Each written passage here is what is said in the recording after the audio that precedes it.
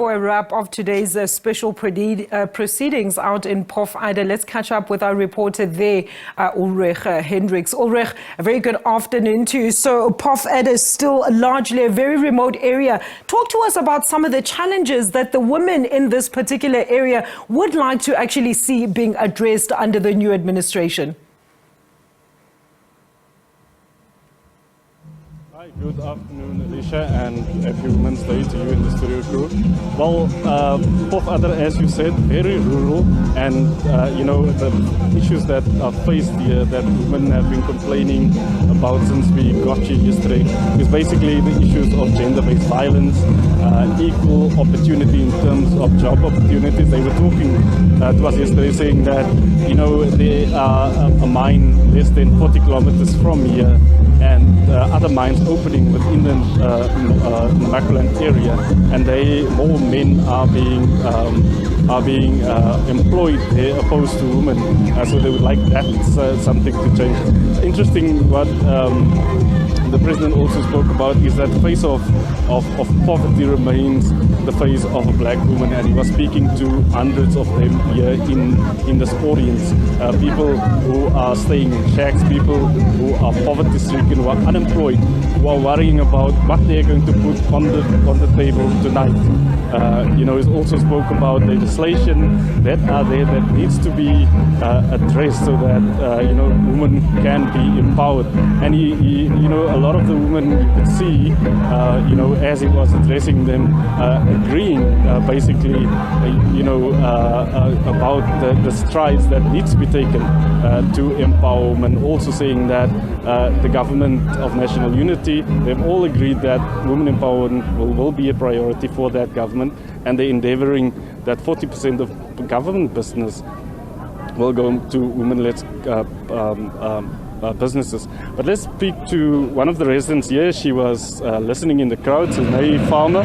Snei, tell us, what did you think of, or how was Women's Day celebrations for you today? This is the first time that the president came to Pofadder. Ja, my name is Snei Farmer. Ek bly in Pelle en so voort. Dit was baie lekker geweest om vandag hier te kan wees om eerste vir Ramaphosa in my lewe te sien.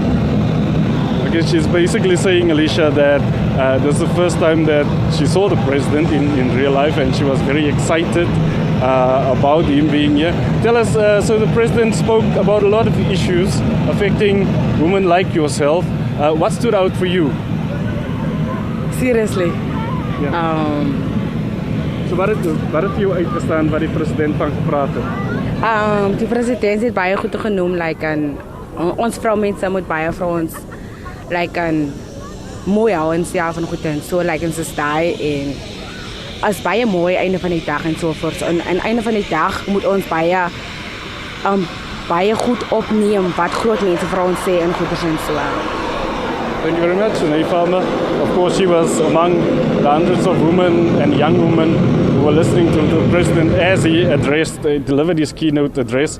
Of course, he spent a lot of that time talking about GBV, talking about the Human Sciences report that is coming out in the next couple of weeks that says about 7% of women in South Africa have experienced some form of physical or sexual violence perpetrated against them within the last year. Of course, that translates to about 1.5 million. He was making the point that 1.5 million people, just to put it in context, is more than basically the population of the Northern Cape. So it remains a huge issue. The Deputy Minister of the Department of Women, Young People and People of Disability, speaking to us, SABC News earlier today, said that 40 billion rand the government is spending basically in reaction to gender-based violence, for example, being perpetrated against women within the Republic of South Africa. Alicia? Ulrich, very interesting indeed. I know as well that the newly sworn-in Minister of Women, Youth, as well as persons living with disability, Minister Sindisiwe Chekunga, was part of the proceedings.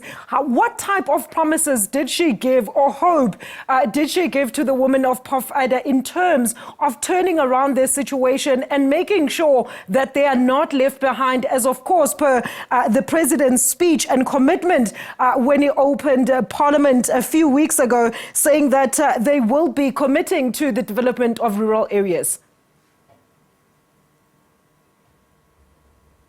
Yeah, so what they told us today is that women empowerment will feature prominently in terms of the agenda of the Department of Women, Young People and People of Disability in the 7th administration. So they're looking at that in terms of empowering women. Firstly, empowering women-owned businesses so that they can have access to either government contracts or to opportunities within the private sector or the government sector to make those opportunities available to them. And then also, in terms of equal opportunities, in terms of work, so training, bursaries for young women, to make it easier for businesses and the private sector to basically employ these young women. So that, in a nutshell, is what they said their priorities are for the 7th administration in terms of, in terms of the empowerment of women. Alicia? Yeah, by the music in the background, that festivities are still continuing. We're going to leave it there at this stage. That is SABC News reporter Ulrich Hendricks there in Pofadder, out in the Northern Cape, where the official Women's Day celebrations are currently taking place.